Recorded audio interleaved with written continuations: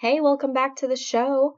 I'm excited for this episode's guest. It's my good friend Jamie Plaxco. She is a nurse practitioner specializing in psych. We had a really valuable chat about mental health, trauma, medications, and we did a deep dive on the conservatorship of Britney Spears. I thought it would be really fascinating to get her opinion on it. And, this episode does touch on some sensitive subjects, but it features a lot of really great insights and a lot of opportunities to learn on how we can be more sensitive and caring in general, not just towards celebrities, but to people in our lives in general. So please enjoy the episode.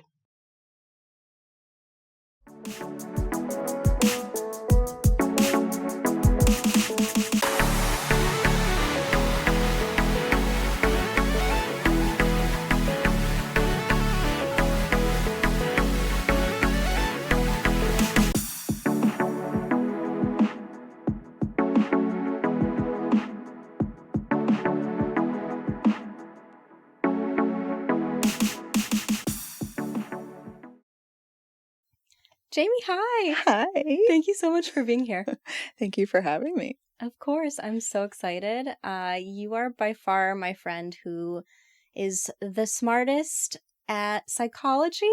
I don't know about that. I try. No, you are. And I wanted to bring you on. Can you tell people what you do for a living? I am a psychiatric nurse practitioner. So I am a nurse practitioner, but I specialize in psychiatry. And so I don't really work outside of that. I work for a OCD and trauma specialty residential treatment center. And then I'm also partnered with another psychiatrist in a ketamine practice. And why did you pick psych? That's a fun one. So I was in nursing school and I didn't really know what I wanted to do, specifically. Looking back now, I see that I definitely wanted to be in psychiatry. I just didn't know it. But do you remember the movie with Robin Williams, Awakenings? I never Did saw you ever it. see that? Yeah. So there was this movie that he was in where he was a psychiatrist in a like a psych ward, and all these dementia type patients were asleep, and then he ended up doing this experimental treatment where they all woke up for a brief period. And I just remember seeing that and just I don't know, I just really loved seeing people awaken for a minute. And when I was in school, I did my psych rounds and I felt like there was just no reason for me to even try anything else. So I've been on that path ever since. Do you feel like going to school and becoming a psych nurse has impacted how you look at people? I'm able to have more compassion for people, I think. Compared to before, I would react and not know why I'm reacting. I didn't have any awareness compared to the little bit that I have now. So I think in that way, it's helped me learn more about myself and my responses to things. And yeah, I think it's made me just be a more understanding person in general. You're really lucky to have figured out a path that helps you in life and is able to earn you a living. Because I think so many of us, I went to school, I got a business management degree because I didn't know what else to get. And it felt generic. And I suppose you can apply it to whatever. But I think everyone should learn about psychology. Mm-hmm. It should just be a requirement. Yeah. This is a fun fact. I actually didn't go to therapy myself, though, until after school. And it was one of those things where they kind of while we were in grad school, our professors were everyone in here needs to be in therapy, and I just didn't go until later. And then that's when it really popped. But yeah, so that was also kind of a random fun thing. People don't realize, I think therapy still has a weird connotation around it. It's certainly better than it was 10 years ago, 20 years ago. Mm-hmm. I think everybody should be in it, but that's because I've been in it for a long time myself. Yeah. And it's just important to know the whys of your behavior, because we're not just moving through life without reason. I learned this thing about how our formative years, right, 0 through 7, impact like the majority of our personality. Mm-hmm. And those are years we don't even remember. Yeah.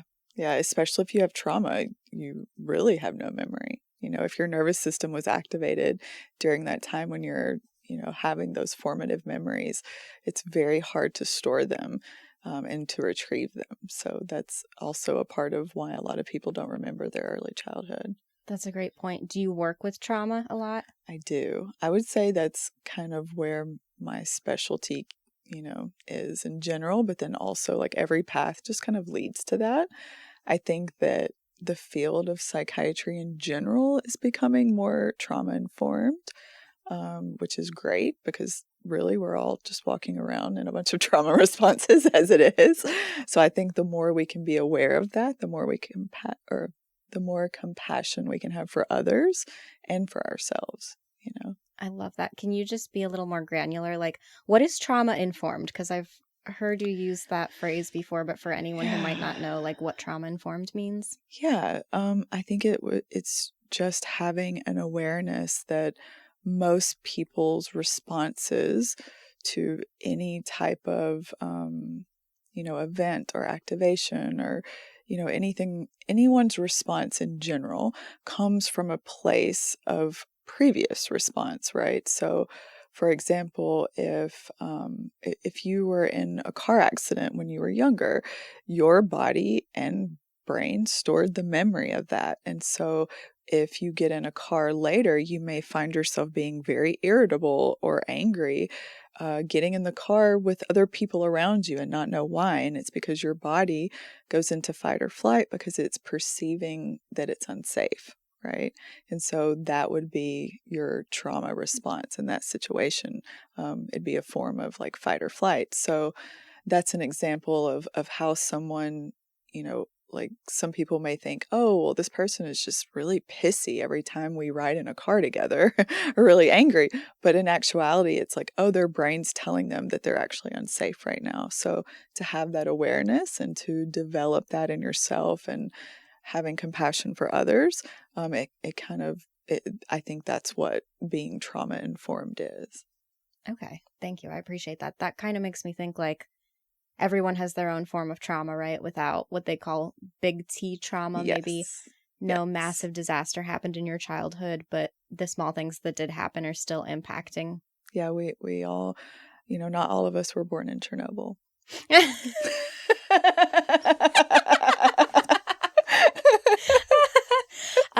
This is my podcast and I am getting personally attacked just a couple minutes into the episode. I was born probably about 200 miles away from Chernobyl, about it a little while after it happened without giving away my age. Mm-hmm. Yeah. I mean, I do glow in the dark, but otherwise no effects. Yeah. No lasting effects. So that's a good example though of like more like environmental trauma that can stick within your body, and within your energetic field that can affect you later, so things like global pandemics, like major events that come up in the world that triggers most people, like for someone like you, that may trigger you a little bit more, because it's like, oh, your entire environment is changing and unsafe, right? So that would be something, that would be another example of being trauma informed, I just saw a TikTok about how since a woman is born with all of her eggs and they're there from, I guess, stage of in utero, like a baby female develops all her eggs. Mm-hmm. Technically, when my grandmother was pregnant with my mother, my egg was already there. So it's like my egg is my age plus my mother's age when, like, that's just so crazy to me that my egg is technically in her 50s. Yeah. So that egg is like informed by all the things that were going on in the 60s when my mom was conceived. Mm-hmm. Yeah.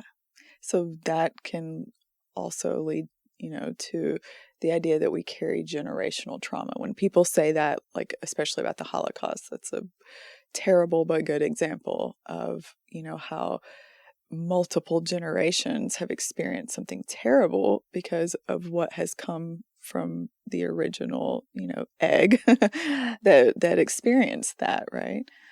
So there's all different types of trauma just in general, and that's a big T.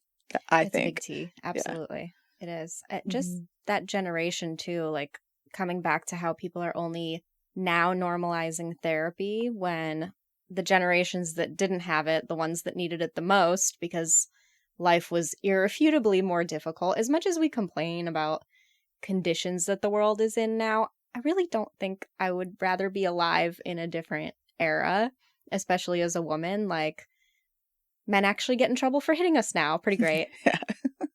We'll take that one. We'll take it. But I wanted to bring you on. So I love Britney Spears. I do. I'm going to preface this all with that. I was brought up listening to her. She was like one of my first CDs I ever got.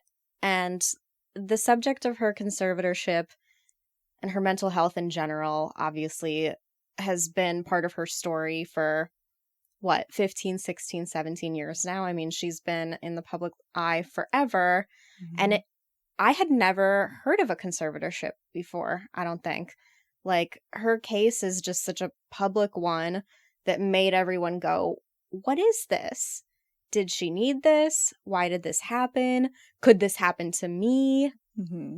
And what I wanted to talk to you about today, because I woke up this morning and I'm scrolling through Instagram and I see the probably 200th naked photo of Britney that she herself posted. Oh, she posted one today. She posted one today. She posted a carousel this morning. It started with, it was probably like 7 or 8 different photos. The first few were normal, but then it immediately goes into her being naked. And she does this thing, she like presses her boobs together like that. And she puts emojis over her private parts. I don't even know if she would put the emojis there if she didn't have to, if Instagram wouldn't have knocked them off, or what like her logic is behind that. I guess the question is there logic behind that? But they're not like the types of empowerment type, oh, I love my body looking photos. They kind of seem a little more sinister than that. And so I want to like see from your perspective, should they have freed Britney? That is the ultimate complex question. There are so many ways of looking at this. I don't know if there is one answer to that. I am leaning towards feeling worried about her. This has been a big source of debate between myself and several of my friends. I know we've obviously talked about it a lot. I think that there's so many elements to it. Not only whether or not, her mental illness is severe enough to warrant a conservatorship, but also, then the dad comes into play. Like, who should be the person in charge of everything, whether that's mental health, physical health, or financial health. So there's so many factors that play into this. And I think, speaking of trauma, her trauma plays the biggest role in all of this. And it can really explain a lot of her behaviors. That's my point of view of that. I will say, like, I am not giving any professional advice on this podcast. I want to make that very clear. This is really coming from more of who I am as a person, what I've been through, what I've experienced with trauma, what I've experienced treating people with trauma, like severe trauma. And so I do want to preface with that. Also, I am a huge Britney fan. I personally had a childhood friend growing up who was put into the public eye very quickly. She was an incredible singer. They were trying to kind of mold her into the Britney Spears of country music. And I watched her career get mismanaged, and I know that she suffered in that. And so, I have a lot of empathy for Britney, and I am really pulling for her, because I do think that, she does have luckily she has all the resources to help herself heal, and all of that's inside of her as well. And I think, she just needs to be around enough people that love her unconditionally to bring that out, People have been telling her she's wrong for a long time, and all that does is just invalidate you and push your ability to process emotions down, further. So yeah, just with that big preface, I will say I am worried about her now, though. Yeah. I think she's making a lot of choices from an unconscious place versus a conscious place. This video, I haven't seen it yet from this morning, but I know that we've watched other videos similar to what that sounds like. And I think that there's an element of, if someone is posting something that's sexually provocative, they are aware of that. And they're basically saying, I don't care. I'm making this decision. I'm making this choice, even though I know that this is not the norm, right? And obviously in today's society, what is normal? Like, that's a whole philosophical debate we can have. But specifically with her, I think she lacks insight as to how much these posts are hurting her kids. She doesn't seem, when she talks about it, she doesn't seem to have an awareness that it's a little off, sometimes a lot off. That's what worries me, is that lack of awareness, because sometimes that shows that someone has a level of impulsiveness that may hurt themselves or others. That's where my concern comes from for her, for sure. And I think a lot of people, particularly people who are fans of hers, share that concern. It was a couple of months ago that she got on Instagram and did one of her dance videos. And I'll give her credit. It's always like the same format. It's always the same type of, one of those peasant crop tops, if she's not naked, and spinning around in a circle like a cute little human dreidel. It's always like the same type of video, right? Yeah. She's got some killer spin moves. But also who has that type of energy, and we'll get into that a little further. But she posted a video of herself dancing with 2 large knives, and her fans got really concerned. They started calling the local police department to do a welfare check.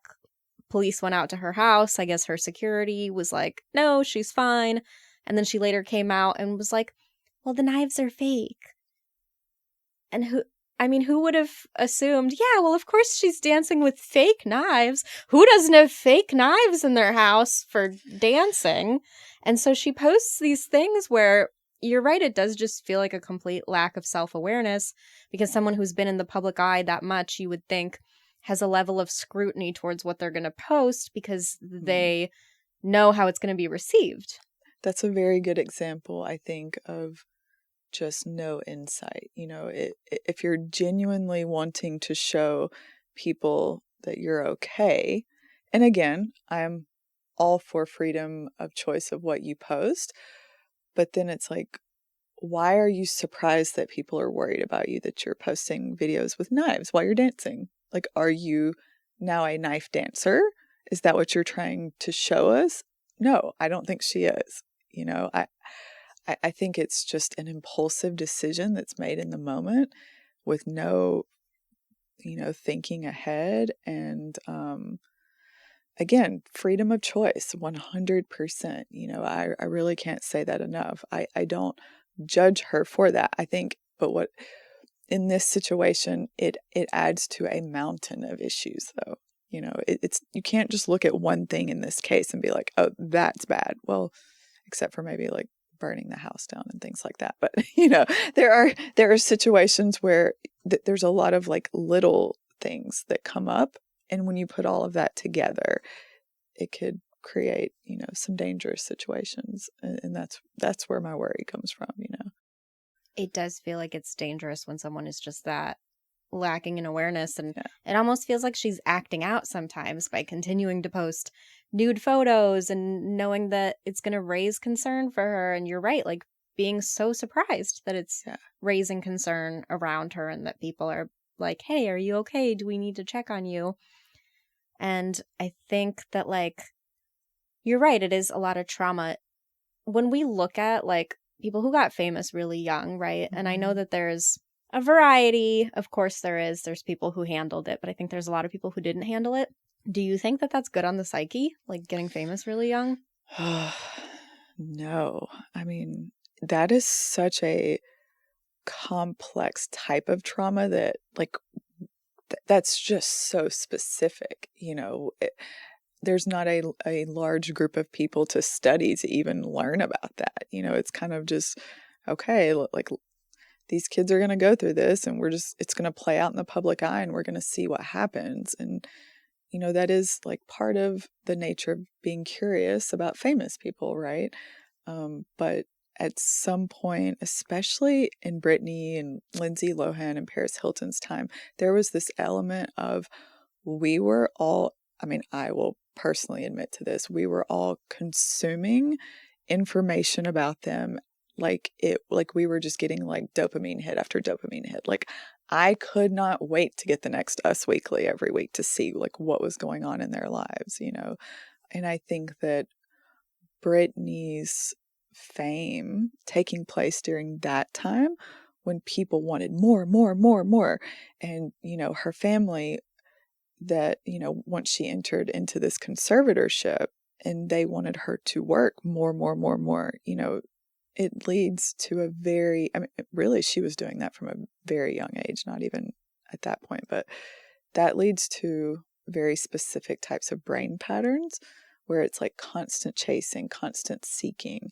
constant pressure, constant judgment, constant shame. I mean, all of the very heavy emotions that kids already have trouble processing. She is bombarded with that at such an extreme level. I mean, honestly, it really shows how resilient she is as a person. The fact that only later in life is she showing like serious mental health issues, I think. Her nervous system has been overwhelmed for a long time. And obviously, I don't know details, but my gut tells me she also probably encountered some type of sexual trauma, whether it was through being sexualized constantly in the media. I mean, how many children do you know that went on national television and they were asked about their virginity? Like, that's so bizarre and weird and creepy to me. Like, I can't even imagine talking about that on Good Morning America or whatever show she was on, or like grown men asking her in interviews, "Are your breasts real?" Like, she was underage when these questions were being asked. That's so true. And it's like, what does that do to the psyche? Like, this is such a very bizarre, specific situation that I think now we're seeing what that does. I mean, she's struggling, she's suffering. And I think that from what I've seen recently, it looks like in this state, her fans are the ones that have been there this whole time. And that's why she does feel comfortable posting these very vulnerable videos, because she feels like that's who loves her no matter what at the end of the day. And so almost like a child, it's like she's regressing back to that childhood period where she never got to be a child. And now she's kind of in that space. That's kind of what I think about, what she's going through right now. When you put it that way, it does seem like a lot of the behavior is kind of childish, right? Yeah. She had a long run of seemingly being fine and keeping up with all the pressures, and her mental health didn't come under the microscope for like the brunt of what were her biggest years. Yeah. And then I remember it was around like 2007 was the infamous shaved head. Yeah. Chasing paparazzi around with umbrellas. Yeah. I was shocked at that. Like, I remember seeing that and being like, what is happening to my Britney? Mm-hmm. Like, I had listened to her book just a few months ago, and in talking about that, I hope I'm not misremembering, but she was just talking about like everyone had been so consumed with her hair, and every time she did anything to it, there was criticism. Like, she could do no right with her hair, and so it was just like an act of frustration that she had shaved it off. That was at least like the edited book version. We don't know. That's also kind of similar to the timeline of when the issues started, and 2008 was the official beginning of the conservatorship, I also know sometimes, like, and I'm not saying this was the case, but sometimes drug testing is done through hair. So if you don't have hair, there's nothing to test. So who knows if that was like a strategic move on that. Either way, it is really impulsive. Yeah. And it is really an extreme thing to do to yourself when you know you're in the public eye and you're going to receive criticism for it. You're going to like be perceived a certain type of way. What do you know about 5150s? Yeah, so I used to work like in inpatient psych units and psychiatric emergency rooms. So in California, each county has like designated 5150 holding centers, right? So some, like for example, Riverside County has one 5150 facility. So if, like, let's say 911 is called and police and or ambulance is sent to someone who's having a psychotic episode, we'll say, and they end up, the paramedics are like, well, this person, is acting out. They look medically okay. They don't look like they're currently, having any issues, but clearly they need help. The police would then, or the paramedics would place them on a 5150 hold in the field, and then they would be carried to one of these 5150 designated facilities. So people who are then placed on a 5150 hold in the field, let's say by police, there's three things that the police officer would have to decide. And that would be, are they a danger to themselves, a danger to others, or are they gravely disabled? So those are your three options, and there are criteria, for each one of those. Sometimes you can get all three. In very severe cases, I've definitely have seen that. So then the person would be taken to the 5150 designated facility. So that could be a hospital emergency room. Most hospital emergency rooms are designated. It could be a specific psychiatric emergency room, which is what we had in Riverside and in San Bernardino County. I've never worked in Los Angeles County, but I'm pretty sure that they have those as well. So yeah, so you're placed on this hold. Then once you get to the facility, then you're evaluated by a psychiatrist or a psychiatric nurse practitioner like me. And then that hold is either broken and then you are released.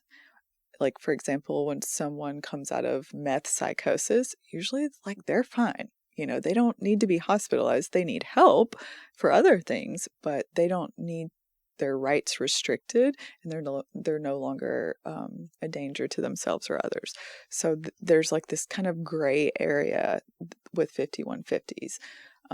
From my understanding, Britney's first 5150, and I tried to look up some stuff with this to get more information, but it looked like hers did not extend past 72 hours, but it did look like she was held for more than one night. So if someone is held for more than one night, because you have the option of keeping them for 72 hours for observation. That's the maximum? That's the maximum without converting it to a 5250, which is the 14-day hold. I am not 100% positive if hers were ever converted, but I do feel like she did have one extended stay, which would require that. Unless you're conserved, then your conservator can decide, I want them to be hospitalized, right? That's, a whole different situation, but it kind of works around a 5150. You don't need that then. But I'm pretty sure that she was taken to either UCLA or Cedars on the first one. I think it was 2008. And I would be interested to see what were her check boxes. Was it danger to self? Was it danger to others, or gravely disabled? That would be something that I would be interested to know. The documentary that we watched had said something about Kevin Federline's bodyguard. They had a custody agreement at this point. She was due to return the children and had locked herself in a bathroom. And that incident was what prompted the 5150. Yeah. And correct me if I'm wrong, but it sounds like maybe doing a conservatorship is like the next step if you're trying to extend some kind of, control over the situation, over the person, because you can only, even if you upgrade it to a 5250, it has an end date that is fast approaching. Yeah. So in this case, after her first hold, I think based on the timeline, she was like a little while later put on another brief hold. My assumption in that is that she probably was either not taking medications and or using substances. So her symptoms would wax and wane, get better, she'd be released, and then she was put on another hold. Usually you have to, most circumstances, it's not a requirement, but most people will be placed on multiple different holds before they get to the point of conservatorship. She was placed on a temporary conservatorship first, which is called a TCON.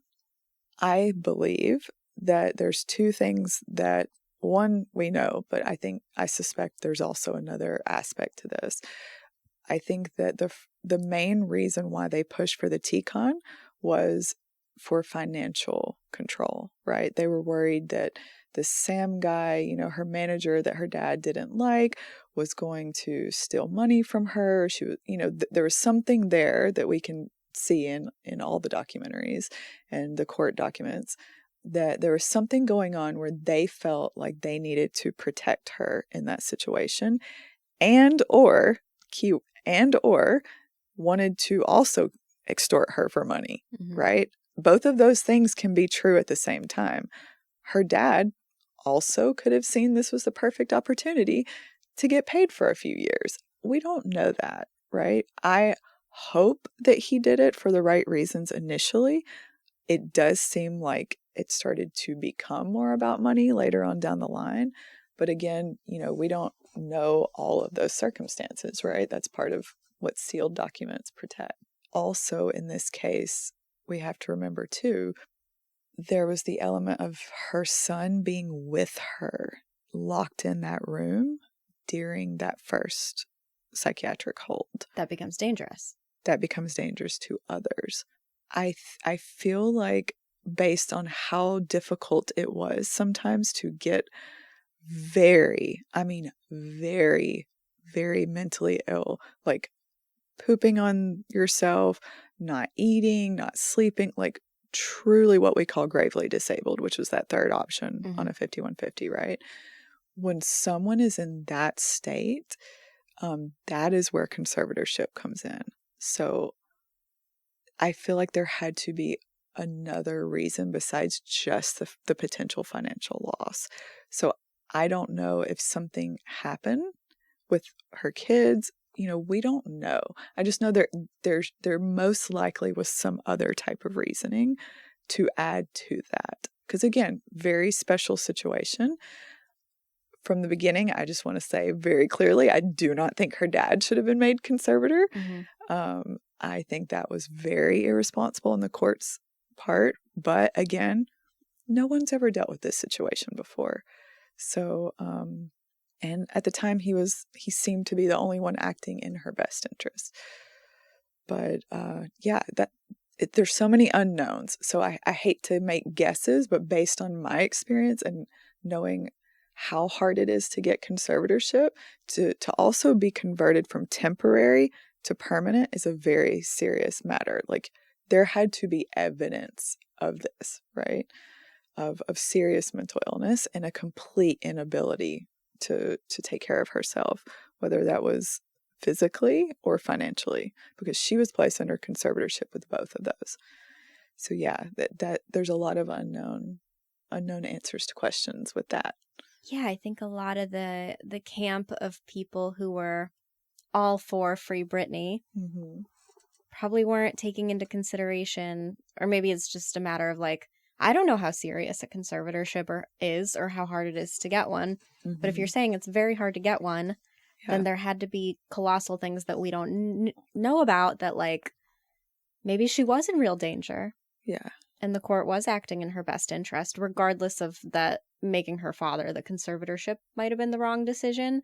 But perhaps like a third party, someone unbiased, should have been brought in for the sake of her safety, right? If this is something that is like so hard to get approved by a court, specifically like going from a temporary conservatorship to a permanent conservatorship, it's like, this is not a person who didn't do anything wrong, right? This is not a situation where like she was just fully functioning at a high level and nothing suspicious and or dangerous was going on, and all of a sudden they just like took away her freedom, suspended it, put her under this conservatorship. Like, some shit was going on behind the scenes for it to have been granted in the first place. 100%. Yeah. We just don't know what that was. We don't. Yeah. And I think a lot of people are, you know, they hear after the fact, like, the thing lasted for 13 years. That means it was getting renewed by the court. Is it every year? Yeah. Usually there's a hearing every year to review your case. And she only publicly started speaking up against it in the very last years of the conservatorship. There was a really long span where things were really quiet. So, you know, the perception is that it was working for her, that it probably saved her from some terrible fate, that like if she had just been free the whole time, we could have lost her. Like, we don't know. Yeah. And also too, when we were watching that documentary, there was this comment that was like in a court document made by her ex-fiance Jason Trawick. I don't know if I'm saying his name correctly, but you know, she, during that time period, she appeared to be functioning very well for like years in a row. There were no crazy instances. There were no psychiatric hospitalizations. Like, there were no, you know, there wasn't crazy posting then. There seemed to be a period of stability. Obviously, we're just looking from the outside, but, you know, nothing too bad happened during this time when she was touring, right? And she was engaged to him. They both look like they were taking care of themselves, like they look physically healthy in pictures and videos. And there was a comment, and it was directly from him in a court document that said, you know, at some point, Britney's going to have to learn how to live on her own without the conservatorship. And I thought that that was a very interesting thing to say, like, from someone who's your fiance. Like, for me, it indicates like, oh, she was relying on that. Like, at some point it seemed to be like something she had agreed to, you know, because the custody of her children, that was given to Kevin Federline immediately with the temporary conservatorship. And from my knowledge, I have not seen any evidence of her trying to fight that. So again, it seemed like she was almost willing at first. Maybe she didn't know what she was signing up for, you know, which obviously she didn't really have a choice at that point, but it appeared to be more managed in a more healthy way in the beginning. You know, she didn't seem like she was fighting it in the beginning, in my opinion. But, you know, midway towards the end, I think she started to really fight back and feel very powerless. And I understand that, you know, that's when I think when she tried to get her own lawyer is when her voice was really suppressed, because she should have been, I think, allowed to have her own representation, not someone in the court system who gets paid by the conservatee, right? So like, her dad is not paid by the conservatee, but paid by the conservator's estate. So her father is the one that decides who gets paid. And if it's her legal team, even court appointed, that lawyer got a massive percentage of pay. They said $3 million. $3 million for a court-appointed lawyer. What attorney is making that outside of like Erica Jane's criminal ex-husband? Yes. So it's just that is just such a backward system, and she was probably made aware of that and tried to fight it, which I don't blame her for. But then imagine the court suppressing that and saying, no, you cannot have your own representation. And it was like immediately dismissed. So I feel like that's when her acting out started, which is understandable. That would be a huge trauma response for someone whose needs and wants have been constantly suppressed because of this giant machine making money off of her. You know, that's where like I have so much empathy for her, and I get why she started acting out. However, at some point you just have to look at, okay, is this now hurting her? I don't know. That's a tough road to look at, when someone splits like that. It is, and I'm so curious because I keep thinking, well, she must have been outwardly struggling so much that the court had the grounds to rule that she couldn't get her own representation, because I don't think that that's a very common ruling, right? I also wonder how many times she went to voluntary treatment in between. We don't know that. There have been moments maybe of lucidity where she was very aware, where she, wanted to get better. Also, court documents showed that she was taking stimulants. Like, we don't know how much she was taking. That could easily trigger, psychosis in someone that has underlying issues. So there's just so many things that are unknown. I will be very honest. Like, I try not to diagnose people, like, just in general. Like, I'm really working towards just changing my whole viewpoint on the DSM, and and not putting labels on people. But I have a very hard time even teasing out like what is going on with her, because it could be so many things. It could be all of them together. It could be that she's overusing stimulants. It could be, and we know that she was prescribed them because that's in court documents. It could be that she's not taking a mood stabilizer. So if you do have underlying bipolar disorder and you're having a manic episode, and then you're adding stimulants on top of that, all of these things are compounding each other, making them worse. And then you throw in massive trauma responses on top of that. And then you throw in hundreds of millions of dollars on top of that. So it's like this, very special case of very complex issues that even though I have experience in this field, I cannot give her an outright label, like, at all. And like I said, I try not to do that anyways now, but her case is particularly difficult with that, I think. Now, I'm a layman, so help me out here. What do you mean mood? What are mood stabilizers? Yes. See, I can't even say it. Mood stabilizers. Mood stabilizers. What are common ones, and what kinds of mental illnesses do they treat? Yes. So mood stabilizers are medications that are specifically used to stabilize the mood, right? Like, if your mood is constantly up and down to the point where you're potentially having what we call manic episodes, which would be an extreme form of dysregulation of the mood. You can have, intrusive thinking, racing thoughts, insomnia, what we call grandiosity, where you believe you're God and you can jump off, the top roof deck, like, there are people who have these moments, and also, again, sometimes compounded by sleep and substances, or no sleep and substances. Those symptoms are usually very well treated by mood stabilizers and or antipsychotics, or both of them together. Sometimes when it reaches, severe levels of symptoms, we need both. But as far as mood stabilizers just themselves, you have kind of like a tier. And the bottom of the tier would be like Topamax or Lamictal.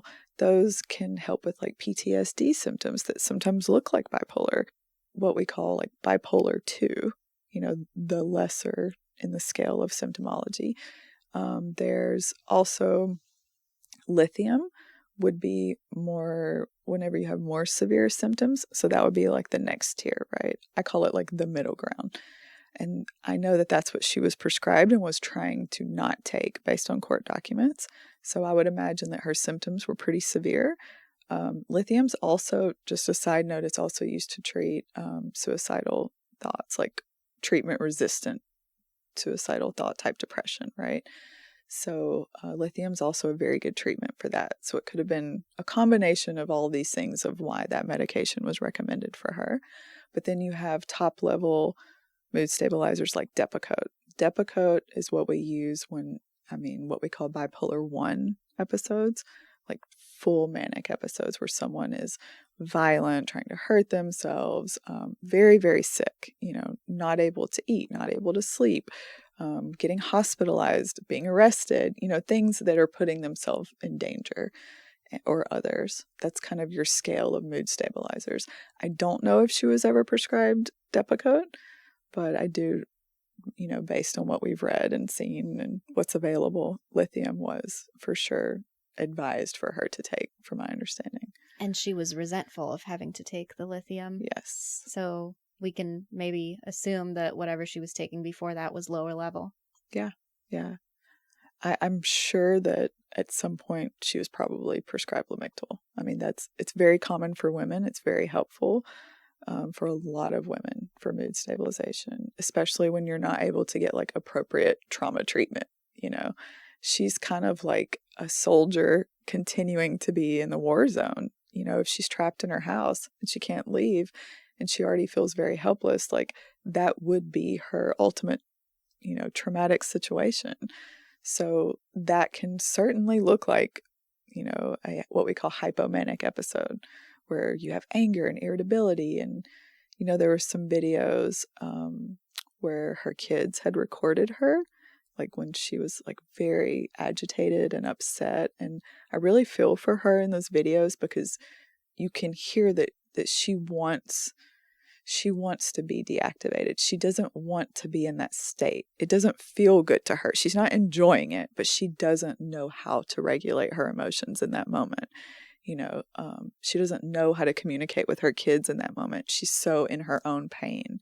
So I really feel for her in those videos. I think that's a good example of how difficult it is for her, just in general. There was a long period of time under the conservatorship where it was both of the estate and of her person. So the conservatorship was like about her body too. And in the documentary, they were relaying how she had to like get an allowance every week so that she could do what she wanted to do. Yeah.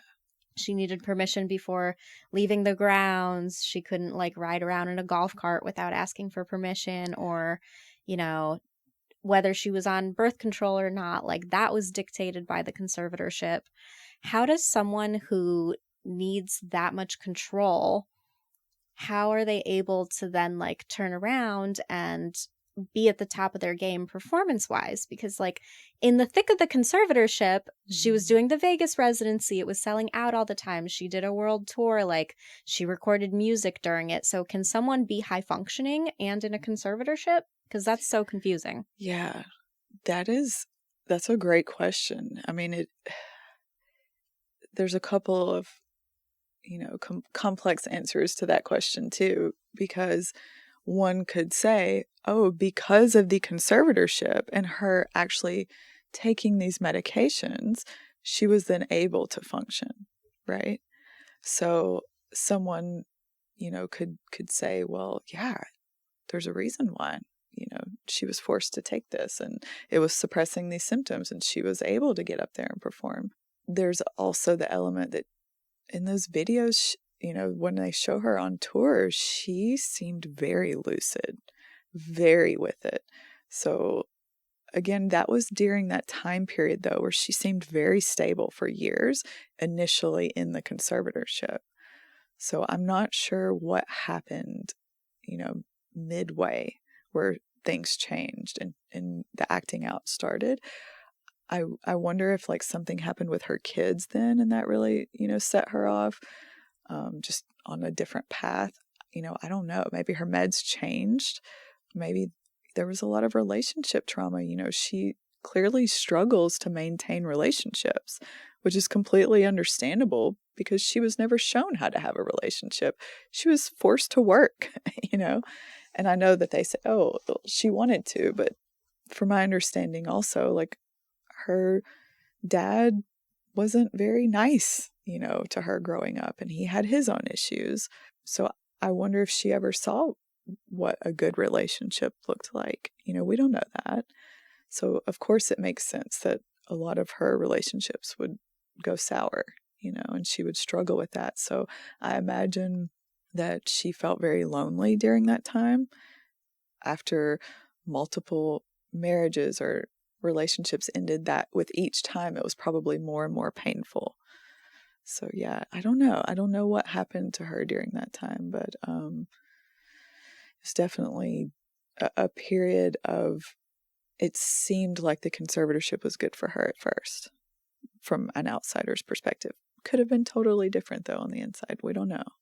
In general, do you think conservatorships are good for people that get ruled to have them? It's hard because I don't believe in people's rights being taken away. I'm very like pro, human rights. I will say in the cases that I've been a part of in court, and observed, and documents that I've signed, these people were so sick that it was like a matter of time before they would either hurt someone or hurt themselves. Like there was just no doubt. Like it was about to happen. If it hadn't happened already, I also worked in a jail. And so sometimes, people would be so sick coming in after committing crimes that, believe it or not, it was actually harder to get someone conserved in jail than in the regular hospital setting. Is the state not automatically the conservator? You would think that. Yeah, like it was a harder process because, again, I waver on this, but with conservatorship comes forced medication, right? And so when you have very, very mentally ill, violent offenders in jail, I'm very much pro that. There were some, what we call grave disability cases, maybe not, in the jail setting where, yeah, if someone just wanted to go like live in a field somewhere and not bother anyone, just because, they just wanted to be in with themselves and like slowly, not do well and not function. Like I'm more open to that personally as a choice, but like when it comes to situations where people are being harmed, I very much do agree with it. But those were the cases, interestingly, that are harder to get it passed, right? So yeah, our court system's very interesting in that way. California as a whole, it's actually very like pro, personal rights. In other states, it's actually easier, I feel like, for someone to get conserved versus here, which again also makes me wonder what else was going on with her case, Yeah, because if it was severe enough for the state of California to rule on it, yeah, at least 13 times. Yeah. If it was once per year and she was under it, yeah, for 13 years.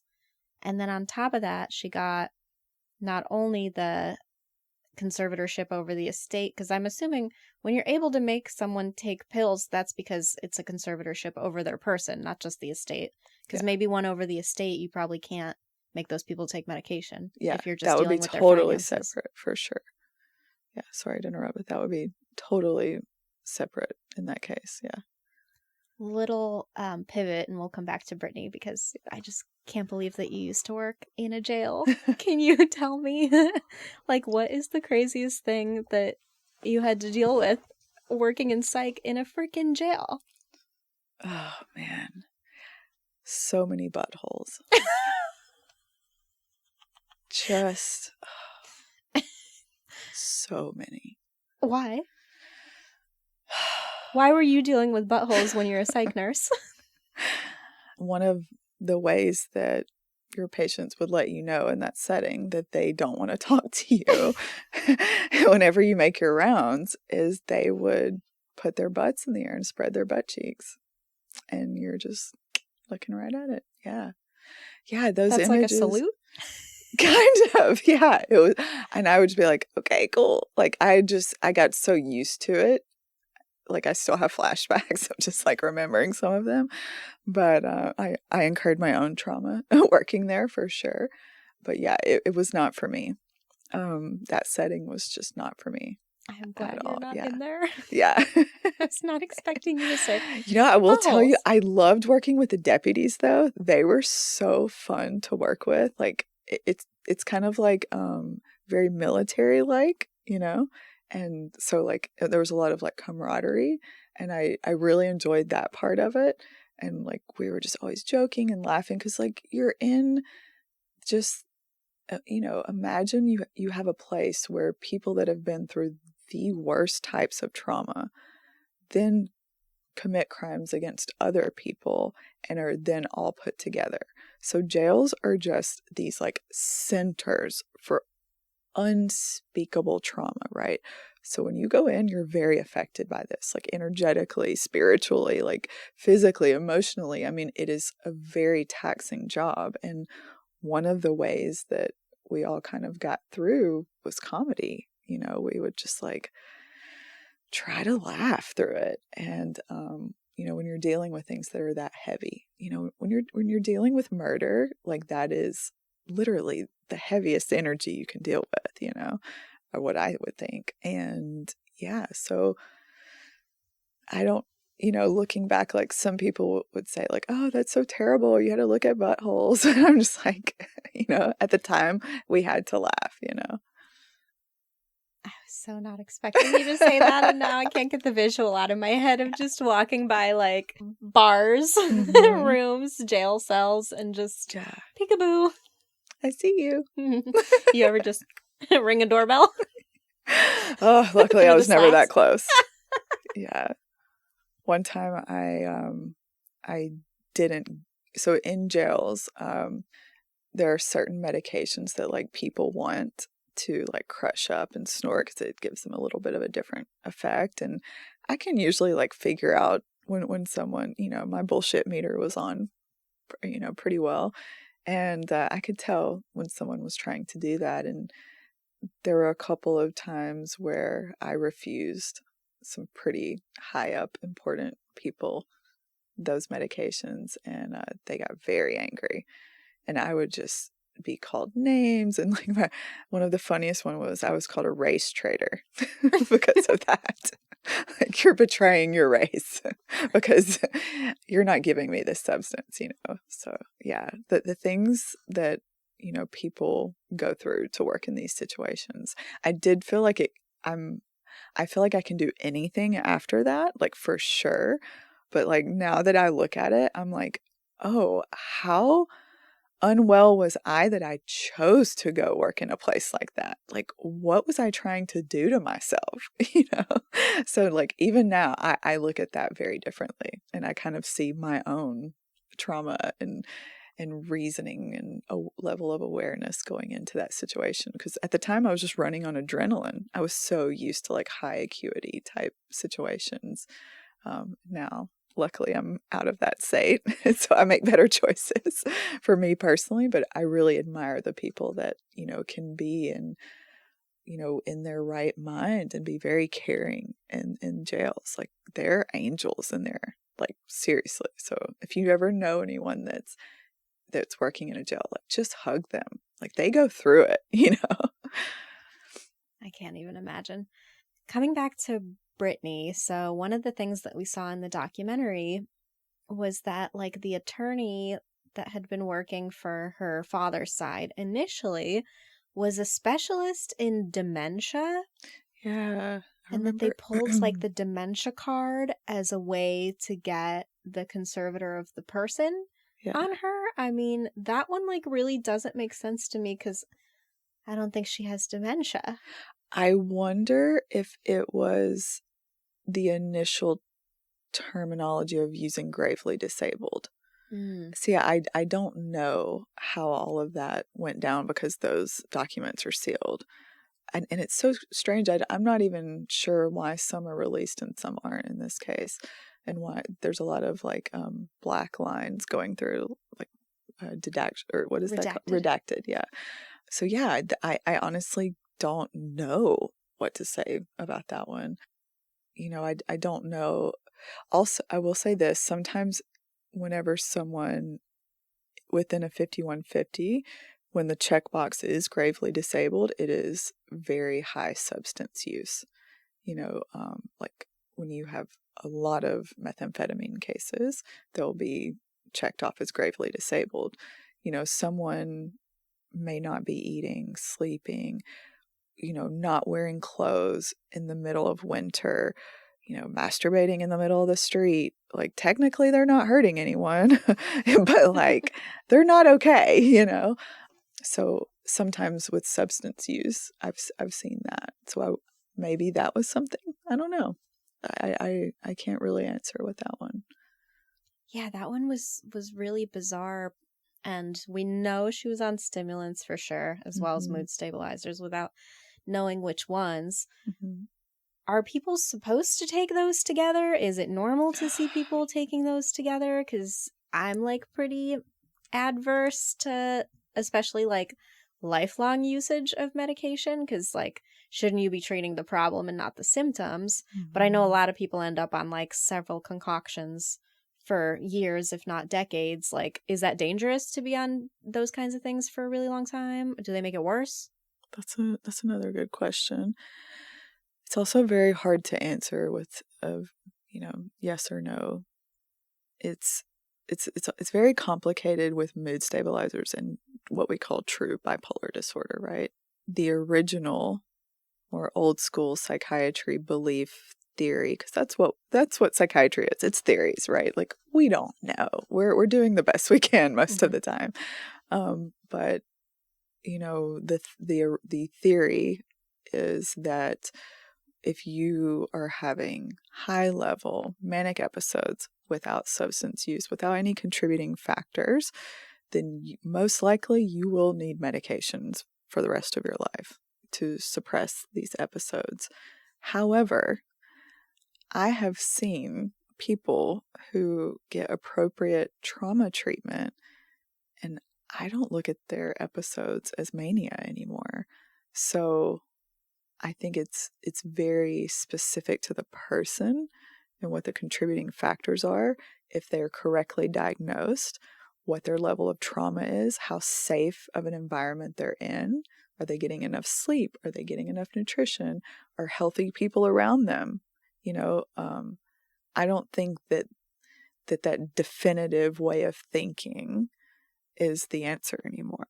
It's not black or white. It's a very gray area with that. And I think each person just has to be constantly reevaluated in that situation. When people, like in the hospital, when they would have like their first manic episode and they would come out of it after being medicated and they're like, what happened? Like, some people have no memory of it, and they would ask, like, am I going to have to be on a medication forever? And I hated saying yes, because it also didn't feel right. Like, you can't predict someone's life. So personally, I don't believe that anymore. I think, like, with more trauma-informed care, we're going to be seeing less and less of that type of thinking. In Britney's case, I don't know. I don't know what her life and her brain and her nervous system would look like in a different situation. If she lived on an island by herself with her loved ones and just had everything she needed and never had to interact with society or have any more judgment or pressure, she might thrive and not need medication. We don't know that. So, that's a hard one to answer. Very complex. I have like my own idea of what I think a manic episode is, but what is it? Yeah, so we diagnose that based on symptoms. Pressured speech, what we call tangential thinking, which is like you're all over the place. You don't have linear thought process. It's not one thought, one thought, one thought. It's just here, here, here, here, here. And I think that her videos give a very good example of that. A lot of times her wording in her post, it's all over the place, right? Another symptom is like what we call magical thinking. Unfortunately, I think she has a lot of that also. It also looks very childlike at times. Like, you're talking about unicorns and rainbows, but then you're talking about how much you love pizza, and then you say how much you hate your sister within the next sentence, so it's very childlike type of thinking, thought process. Sometimes that can lead to more delusional type thinking, which is also a symptom, right? More like paranoia. I felt like I saw that a couple of times when she seemed to perceive that even her children were against her. And obviously I've not seen the whole situation. I've only seen, their videos of how they feel about her situation, and, them not wanting her to post provocative things. Some of her responses to what seems like they're, asking her not to do that, she feels very betrayed by them and can come across as very paranoid. Like, oh, you're just like my family. You're just like them. And it's like, they're kids with their own feelings, right? But her feelings were never honored. So how is she supposed to know how to honor her children's feelings? So in that situation, it kind of looks like paranoia also. Paranoia, since you bring that Yeah, up, do paranoia and mania typically go hand in hand, or sometimes, yeah. That edges more into psychosis, which is a little bit different from mania. Sometimes they go very much together. Is one more serious than the other? I would say they both can be very debilitating in life. Psychosis is generally when what you believe is reality is not reality. So that's when a lot of danger comes in, right? For example, like if someone believes that someone is trying to kidnap their child instead of, them going to their dads. And I'm not saying this happened in her case, but like, what if she hadn't slept for days, which they talked about multiple times in those documents. And she was in an episode where she believed that the bodyguard's trying to kidnap her kid. So what is she going to do? She's going to do anything to keep him safe. And this is just speculation, right? But given the series of events, this could have been a part of that.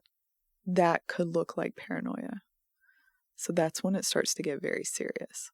In her case, I wonder if that was a part of the judge's decisions to keep, giving or keep renewing her conservatorship.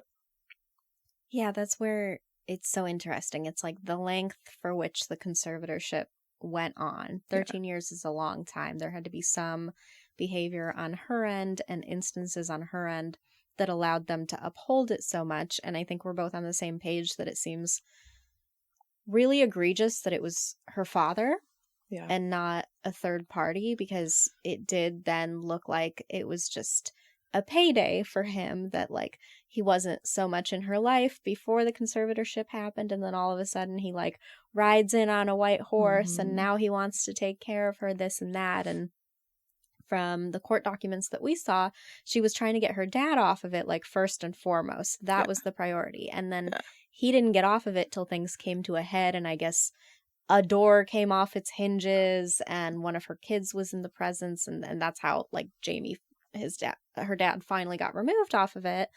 I wonder now though, is there some kind of happy medium, something like less serious than a conservatorship, where there would she would still have autonomy, but there would be somebody looking out for her? Because I think her behavior now is worrisome, and the question is, should someone be looking out for her in some capacity? Yeah. There's nothing that could really force that against her will. What I would love to see for her, if I had, a choice in the matter, I would love to see her feel safe with a treatment team, like a team of people who really have her best interest at heart, where she feels like she can trust them, that they're not after her money. Like she was even saying her kids were after her money, like she really, and honestly, like she's probably not wrong in most cases. Like if it is suspicious that her dad needed that much money every year, like again, both of those things can be true, and that he cared and also wanted money.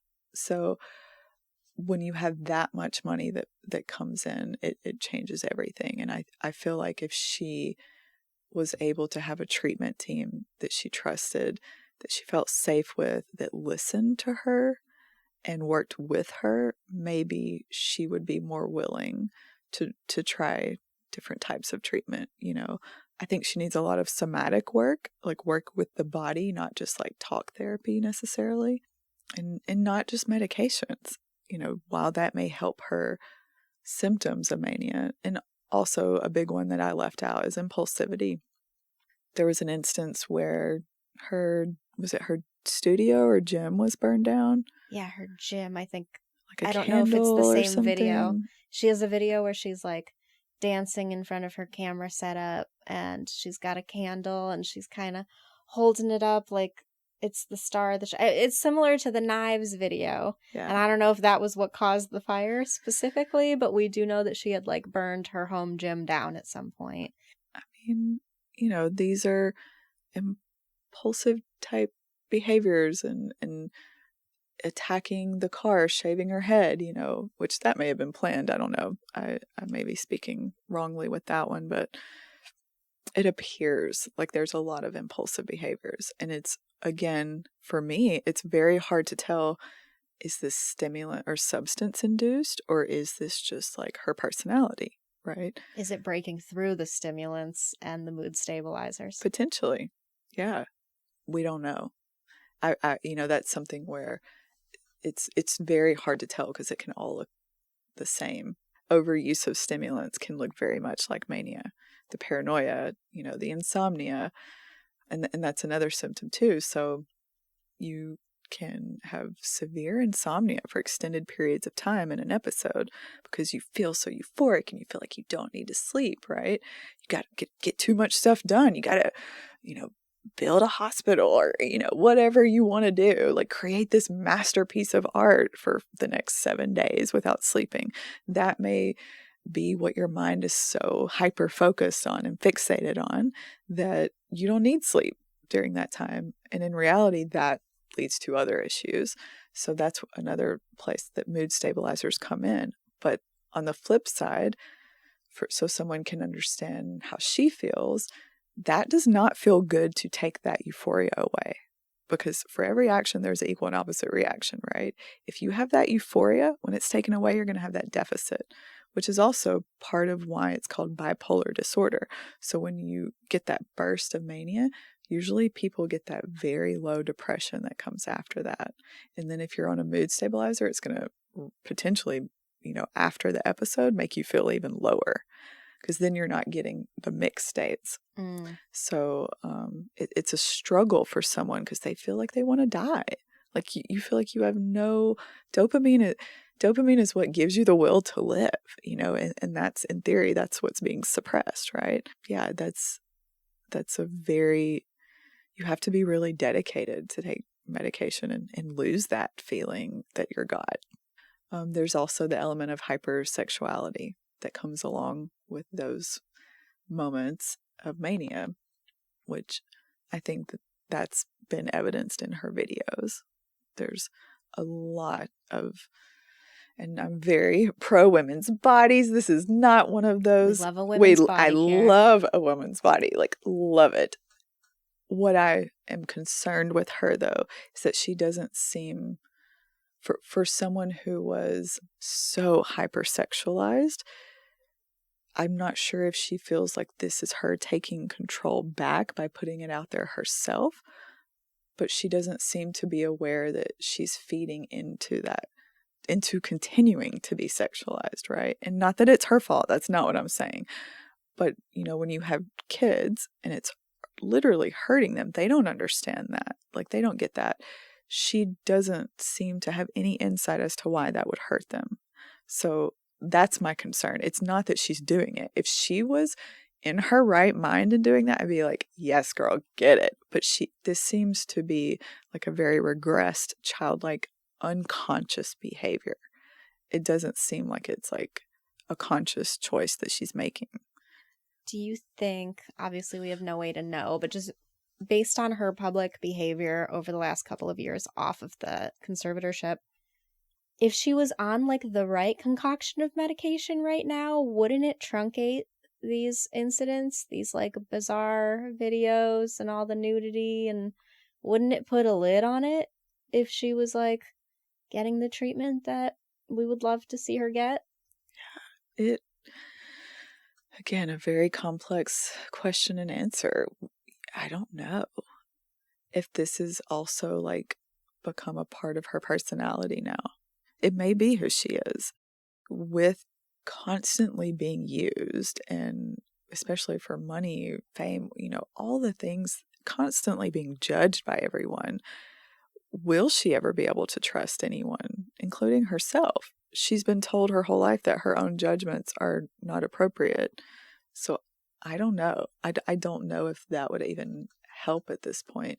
But I think it could help maybe with the amount of posting she's doing. Maybe may not be like as intense and constant, and then like the rambling of the words that come with the post sometimes that she'll then and go delete. So that's showing that she's posting impulsively, Right. and also the very like, you can hear it's very rapid pressured speech. That's also a symptom, right? Could also be stimulant use, but that's also a symptom of mania. Yeah. Any final thoughts? Oh man, I really hope that people can be more kind to her. We should like worship her. Like, she's a goddess. We should be like thankful that she's given us these beautiful gifts in music and who she is as a person. I think her fans already do that. And I hope that her family starts to understand maybe more what she's been through and how that's affected her.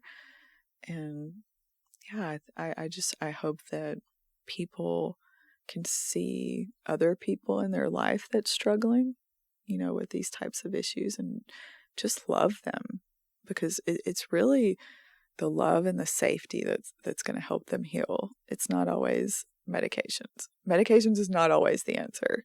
It can be a tool in the tool belt, but that's not the real solution in the end. And so I just hope as a society we can do better. I was guilty of absorbing information about her. I still am. I mean, I'm fascinated. We're humans. I'm not going to carry the shame of that, but like, I also just hope we can do better for her. Yeah. I love that. Thank you so much for bringing your expertise and your experiences and your brain on here. Do you have anything that you want to plug, that you want people to know about? Working on a new website with my new psychiatrist partner.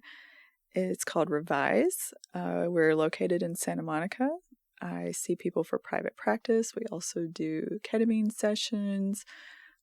Just, everyone take care of themselves and reach out if you need help. Like, if you're struggling, there's some really good new treatments out and really great new therapy methods.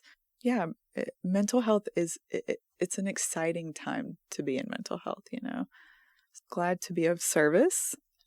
Awesome. Well, we'll have to have you back to talk about ketamine therapy. Yes, absolutely. Right. More of a positive note with that one. Awesome. Thanks for being here. You guys, thank you for listening, and see you next time. Bye. Thanks. Bye.